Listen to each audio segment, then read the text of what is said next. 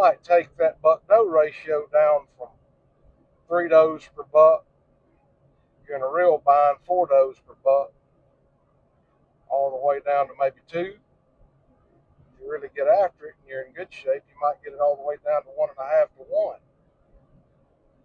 If you drop that buck-doe ratio down going into the rut, bucks start looking around. So where are all the women at? They may move in daylight a little bit. And you take that 1 or 2 days of him moving in daylight, and you might bump that up to 5 or 6 or 7 days of him moving in daylight. And y'all know as well as I do, a nocturnal buck is a rolling ball of butcher knives to kill. It ain't no good.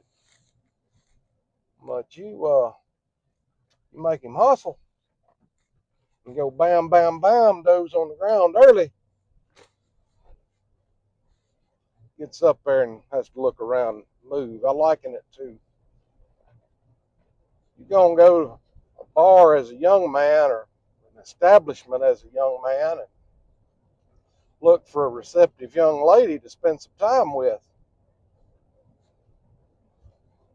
Where are you going to have to hustle?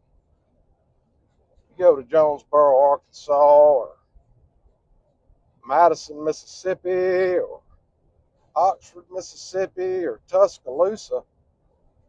Man, you can just sit there at the bar, you can sit there, small party, and you're going to have a target-rich enough environment that you don't really have to work. You can just wait on the right one to come by.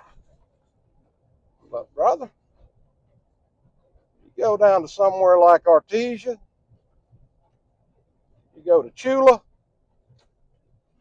you go to Yazoo City, you go to Becker, somewhere like Aliceville or Demopolis, Alabama, son, you got to work.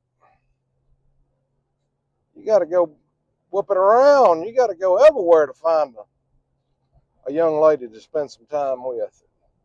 If you got to hustle and you got to compete, you got to make a move. Same concept with deer and turkeys.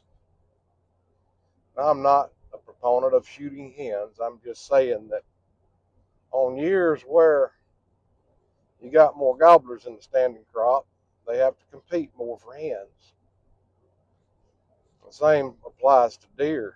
The more bucks you have and the fewer does, they have to compete.